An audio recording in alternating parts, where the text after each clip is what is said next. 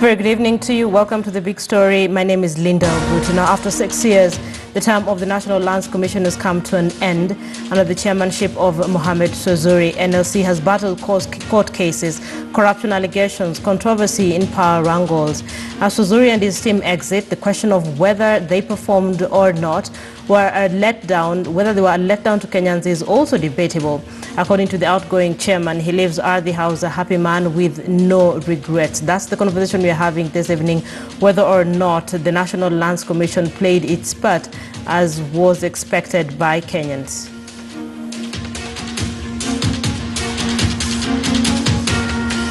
So it's a conversation we'll be having this evening. My colleague Sophia Wanuna is on standby. She will be having a conversation with Professor Mohammed Swazuri, who's the outgoing chair, National Lands Commission, in a couple of minutes. We'll also be speaking to Mwenda Makadhimo, who's a land economist at some point in this broadcast. But for now, let me bring in Anthony Otiende, who's a land activist from Pamoja Trust. Sir, thank you so much for speaking to us this evening and indeed for being part of the big story. So let me begin with your scorecard. What sort of scorecard would you give the National Lands Commission? Thank you very much, Linda Ogutu. It's indeed a pleasure to be here today.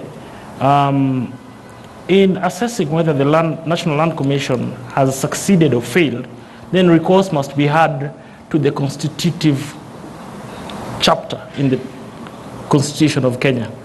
And on this, we're going to look at Article 67(2). That is the section that sets out the mandate of the Commission. The functions are derived from the Constitutional Section 67(2).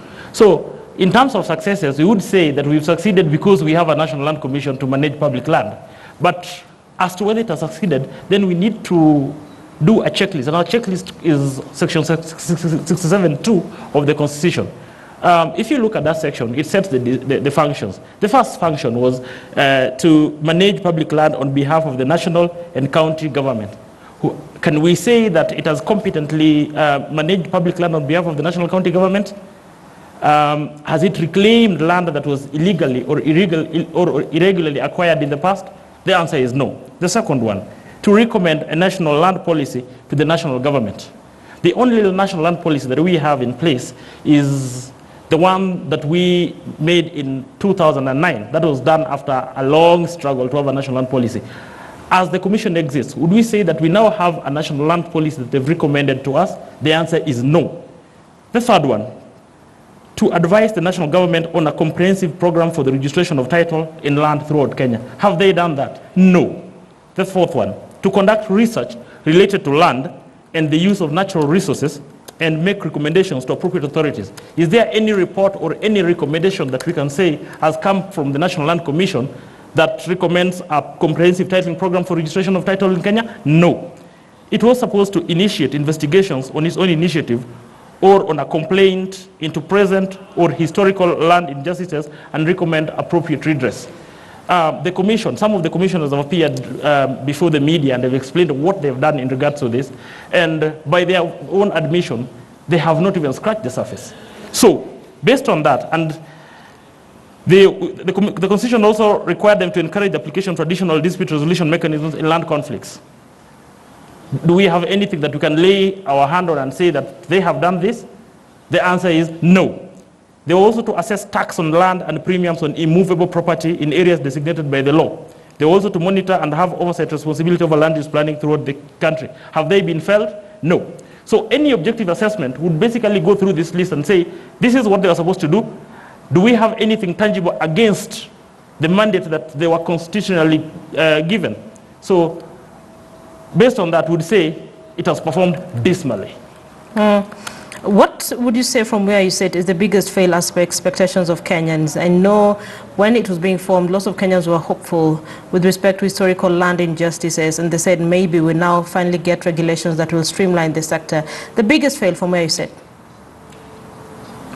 Well, Linda, the reason why we decided to design a framework for resolution of historical injustices is indeed related to the political question in this country.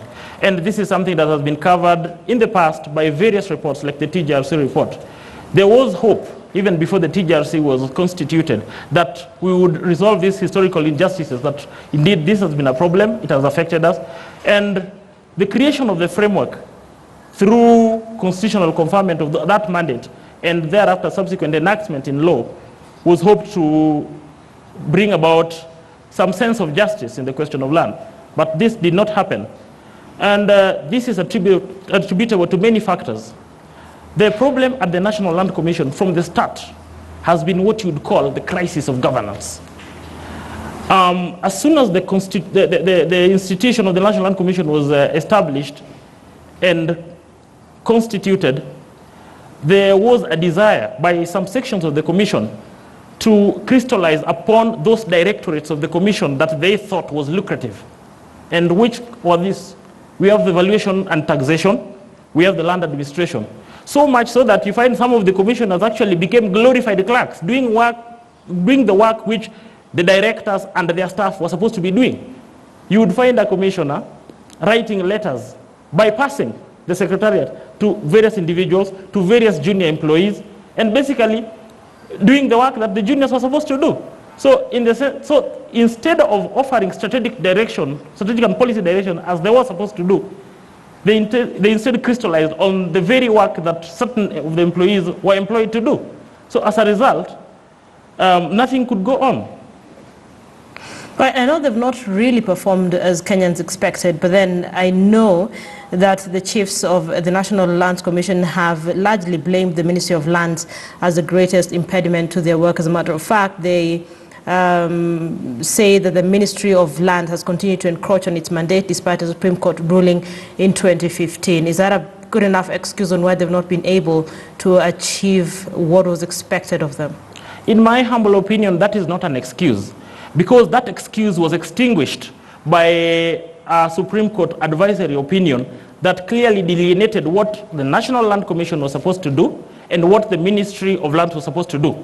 But even without that, even before that, at the time that complaint was being given voice, what they ought to have done is to go back to the Constitution and look at the wording, the textual wording of what Section 67, Article 67(2) said, and basically animate those particular provisions.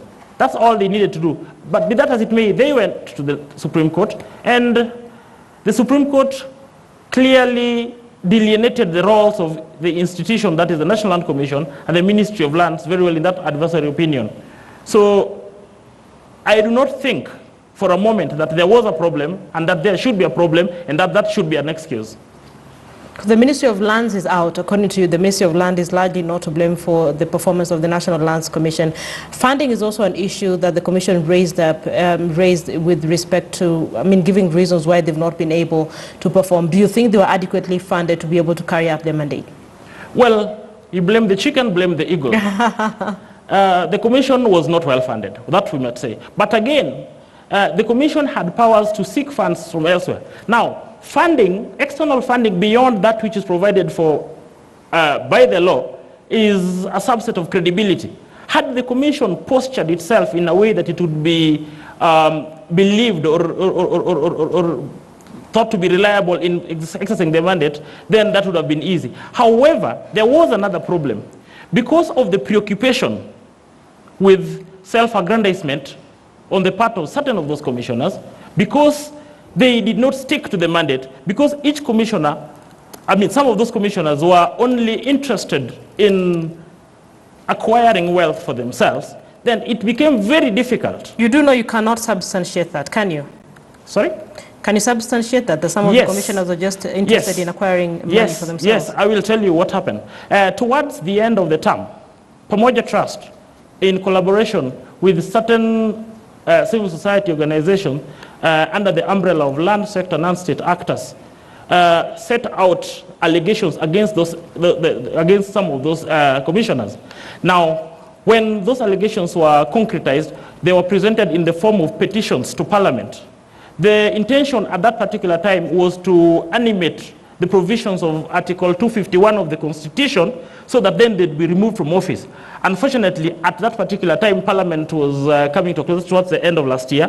and the term was also coming to an end. So it became very difficult for even Parliament to go through those petitions and decide whether this is a matter that would have warranted the formation of tribunals to remove those commissioners. But there were live petitions, there were live complaints, they are still there, and the desire is to have those complaints processed in ways otherwise than through Article 251 of the Constitution that provides for the removal of commissioners. Of course, their term has ended, but the complaints remain alive. And what I do know is that it is the will and the desire of the land sector, non-state actors to pursue those claims and to ensure that some of these commissioners never, ever get appointed into public office ever again. So as long as there remain petitions, as long as there are allegations, we cannot authoritatively just mention and say that these are commissioners who are interested in getting personal growth or personal finances, or just basically, quote unquote, we are looking at commissioners who are corrupt. So we cannot authoritatively say this because those are simply allegations. Yes and no. Yes, because like any other human being, they're entitled to due process. Yes. No, because by reason of Chapter 6 of the Constitution and by reason of Leadership and Integrity Act, if there is a perception of incompetence, of violation or of serious violation of any written law, then the only plausible thing to do would be for them to submit to a process that would actually clear their names. And indeed, we have had all those allegations. We've had live people who are working in the commission coming up to say that, yes, I was a witness to A, B, C, and D. So then, instead of closing out on those processes, the best thing that should be done was to let them come out and submit to processes. Say that, look, even though there is no time to animate Article 251 of the Constitution so that a tribunal would determine whether indeed I am clean or not, let me step aside and let me confront these allegations against me as the commission comes to dusk. Okay. So now I want to talk about a report that has been spoken about by several political leaders as well, and at the point when it was being drafted, a good number thought this was the solution out of the land problems that Kenya is facing. That is the TRC report. So part of the recommendation was that authorities investigate fraudulent acquisition of land, design and implement measures to revoke illegally obtained title and restore public case. I mean, this is a report that has never been implemented, and from where a good number of Kenyans are sitting, they're like, this is the one report that would have sorted out all land issues in the country. By not implementing this report, what has the National Lands Commission denied Kenyans? Well, to some extent, there are two issues involved here. The TRC report, the implementation of the TRC report lacked that critical will. In other words, we were not ready as a nation to implement it for reasons that are obvious. Number two, had the National Land Commission been keen on implementing this TRC report, they would have. Because if you look at the land amendment of 2016, the legal framework for that was provided. What is it that they did that would say would animate those recommendations or would animate the legal provisions that were provided through that legislative amendment? So what would say that there was no, the will to implement that was lacking. It was lacking, and we failed as a country. And for as long as we have not done that, today is the last day was the last day for the National Land Commissioners being there. This shall forever remain a mark of Cain on our foreheads. It has been a problem, and as I said from the start, that the question of historical land injustice is linked to the political situation in Kenya, so that for as long as we don't resolve it, then we still have a problem. It is my hope, and indeed the hope of every other Kenyan, that the next set of commissioners will be able to wend through these problems and indeed come up with a conclusive or ultimate framework or design for resolving this issue, as it were. Yeah, that is the other concern. The next team of commissioners that will come in and the time frame it will take for them to even get to the office. And there are those who've said that time frame could actually present a problem to Kenyans. Let me bring in Mwenda Makathimu, who's a land economist, is joining us from our City Center studio. Sir, good evening. Thank you for joining us on The Big Story this evening. Quick assessments, National Lands Commission, a fail or a pass? Well, it's a fail. It's a fail because they have clear duties that have been spelled out in the Constitution and in the National Land Commission Act and in the Land Act and the various other statutes, and benchmarking that with the performance, one is at pains to get the success. In fact, the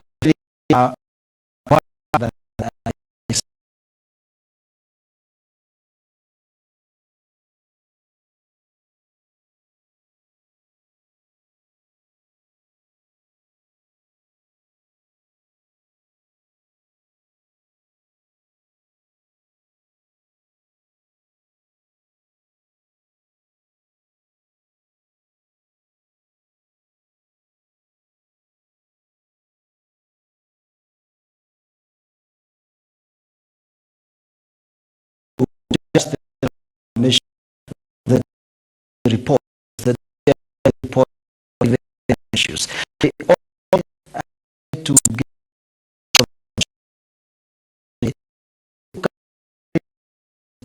one on public management, then on planning oversight, on the advice that they gave on comprehensive titling, on the advice they gave on policy, land policy, on the duties of composition that they have performed in land acquisition, on issues of dispute resolution, on issues of investigating the irregularities or grants and dispositions of land, and also on issues that they have performed with respect to management of natural resources. That is the basis. Of course, TJRC is relevant to the extent that NLC was meant to make recommendations on how to resolve historical injustices, and also, of course, to do investigations on their own volition or if people had petitioned it. So that is the frame within which you can objectively assess the National Land Commission. Yeah. So you both agree that the National Lands Commission has failed. So the next step is, fine, this is a team that has failed. What is in the entree of an incoming commission? Where do you think they should start from? Well, first of all, you got to assess where the National Land Commission fails so that you can know where the next team will have to work. The first is the institutional setup. The first, the structure of the NLC as it is now, the secretariat, I mean, it has too many departments. It's too huge and lacking in focus. It was expected that they will have a lean and efficient structure to at most 4 departments, but they have more than 10. So, well, the ministry has 5 departments. So the efficiency that was meant to be introduced within the administrative structure lacked. So they have to set up a good structure that is functional and that is focused on the core mandate. Then the other is to set up a proper baseline.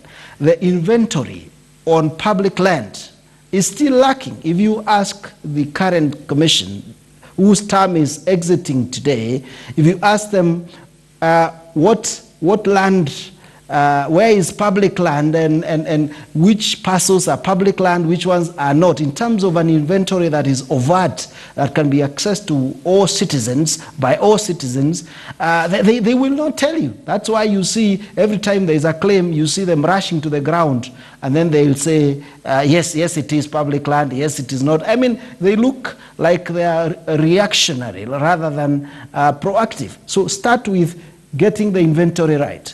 Then work on the basics. First of all, on planning. What are the frameworks for planning? What standards are they giving counties? What are the oversight mechanisms? They have to be set so that there is clarity. On the questions of compulsory acquisition, the process has to have integrity. So a process with integrity and one that is fair. The current land acquisition regulations that were given under the Land Act and gazetted recently are just market-based. The social aspects are lacking.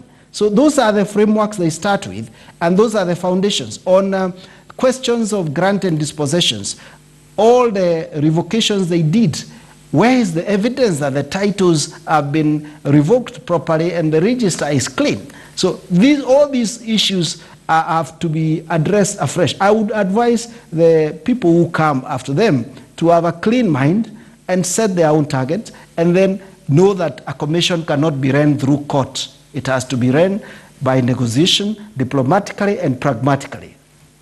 Yeah. Anthony Otiende, what are your thoughts? It says there's several issues that we need to fix before the new commissioners come in. Do you think from where you sit that the issue of land and the National Lands Commission, and the commission as well, has been politicized, and that to an extent has crippled the operations? Indeed, that is very true. I agree with the sentiments of my friend, but I think we as Kenyans also underestimated the enormity of the problem. When you're talking about, say, example of historical land injustices and tied to a timeline that is almost impossible to use, to address those issues, I think there was a problem. On the question of review of grants and dispositions on public land, again, I think the time was limited because they have not done so much. And because of the very restrictive timelines, that's why you found that there were problems with the commission giving awards or issuing decisions which were unreasoned. All that you could see is that they've gazetted revocation of something, but there's no reasoned decision on it. So all these problems can also be resolved by us going back to Parliament and, one, extending the timelines within which some of these mandates, some of these functions or responsibilities are supposed to be undertaken. And number two, creating clear guidelines and rules so that then we don't have such incompetent outcomes, like having a decision with no written reasoning. Yes. All right. Allow me to take a short break. When we come back, my colleague Sophia Wanuna, who's the lead reporter on The Big Story, will be speaking to Professor Mohammed Swazuri, who's the outgoing chair, National Lands Commission, just speak his mind on the achievements, their failures, their successes. Let's take that break. We'll be back.